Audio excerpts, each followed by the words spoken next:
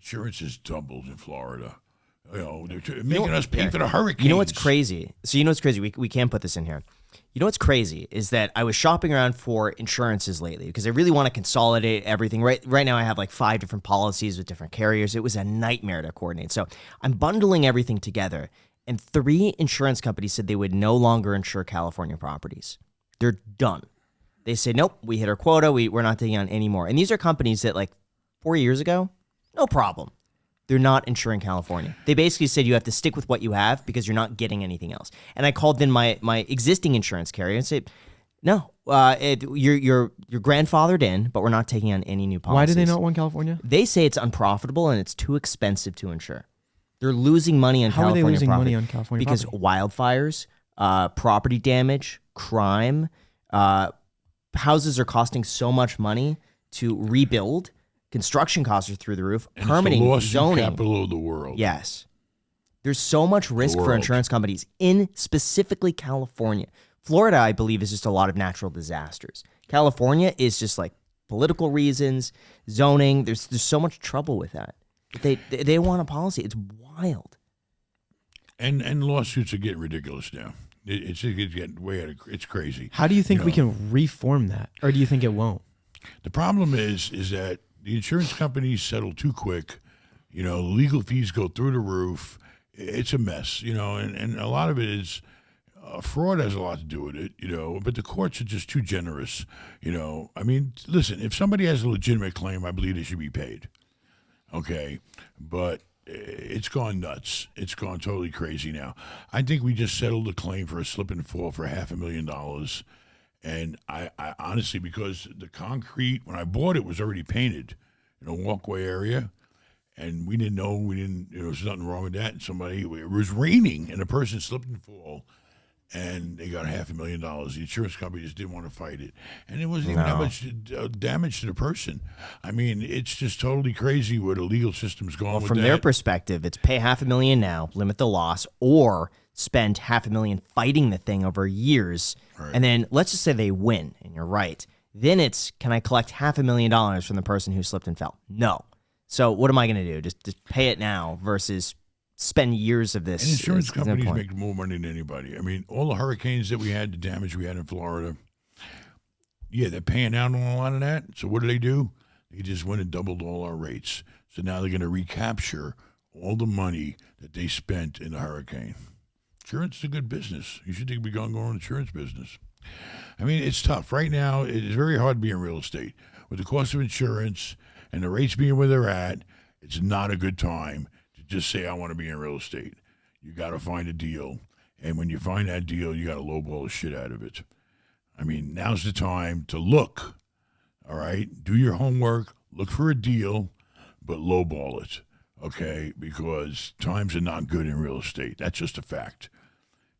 It's a fact. And rents are staying steady right now, but they're way expensive. Rents are way out of whack right now. But because nobody's buying homes, that creates a lot more renters and keeps a lot more renters in the market.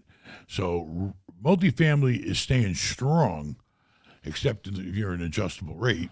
Yeah. But as far as your income goes, multifamily is very strong because people aren't buying houses. Listen, I have no crystal ball, like I said. I cannot understand why the home builders, that's when, the shit hit the fan. Keep watching the news. Keep watching the home builder stocks. I can't imagine how these guys, because all these homes that they go out and they develop 1,000-unit, development. They're doing that down the street. Toll Brothers. When they started years ago with the planning on that. Their budget, everything was years ago when times were great. Now, the same person they thought, how much the house is going for down here, the new developments? In the new one that they're building, I think they start at 1.7. 1.7. And that's, 1.7. Now, if somebody goes out, let's say they do have the 20% down, because that's like a jumbo loan, right? Yeah. All right, so 1.7 is $340,000 down. These people still got to borrow about $1.4 million. When they first plan on selling these homes to people, when they got to carry a loan for $1.4 million, the rates were 3. Okay, what's that, about $40,000 a year? Mm-hmm. Now it's double that. People don't qualify. They don't qualify. Yeah. They're not going to be able to sell the homes. Well, here's what I'm finding. In terms of the rental market for housing, it seems like a lot of sellers who don't want to sell because they locked in that 3% mortgage, they're putting their home up on the market for rent. And because their cost is so low and because they've got such a low basis, they don't need to rent it for that much. So I'm finding rents, at least here in Vegas, are really coming down. Same with Los Angeles. Well, a lot of rents protection. are really just The coming only down. protection is either keep the house and wait for better times to come and rent it out, pay my mortgage, pay my taxes, pay my insurance. That's how a lot of people got through 2008. All the successful people I saw said, I'm not going to sell in this down market. I'm just going to rent it out and ride this out. And those people came out so far ahead. Right. They didn't have to sell. They didn't sell. Who's buying your properties now? Is it true that BlackRock is going through these big institutional investors? They're buying up all the houses. What's your experience? I believe on that? it's the opposite.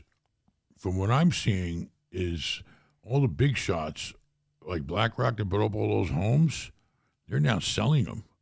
They're getting out because they don't cash flow.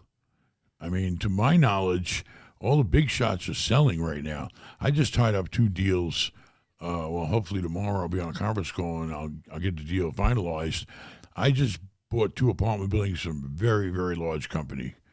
And I believe I'm buying them really right. I'm buying them for probably, I believe, 30% less than what they would have received 6 months or a year ago.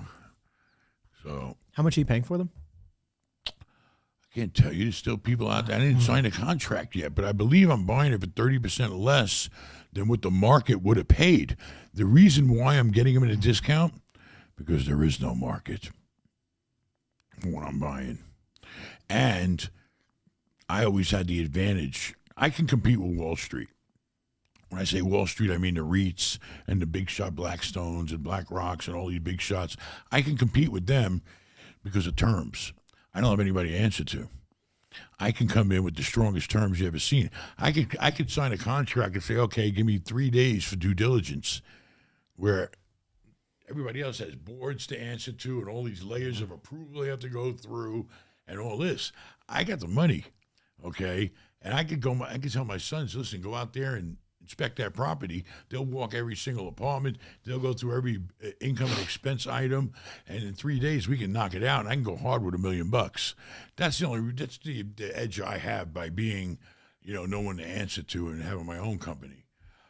So I'm starting to see the deals coming. Trust me.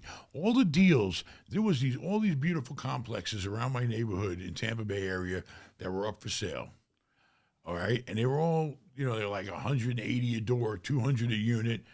The rents are only like $1,600 a month, $1,700 a month. The numbers didn't make sense.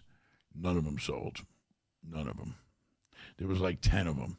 All these big fancy complexes with 10 to 200 units in them.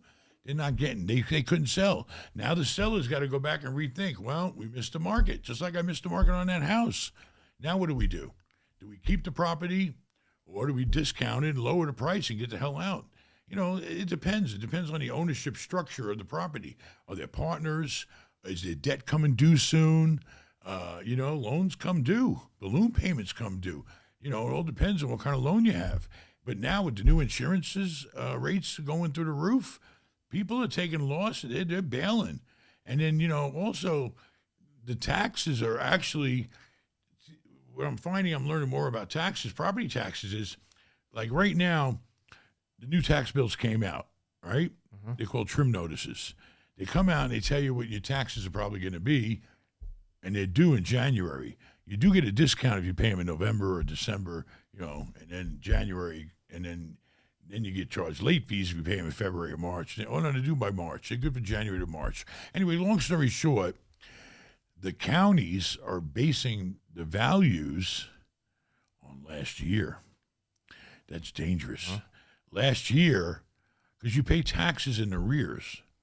Okay, when I pay my tax bills are millions of dollars. Okay, when I pay my tax bill, that I get a discount paying. In fact, this month I have till the end of the month. Mm-hmm. But those tax bills have all been jacked up based on what their appraised value they did back in January. So now here I am.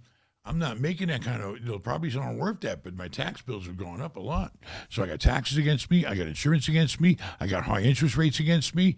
It's all the pieces that fall into the puzzle of disaster.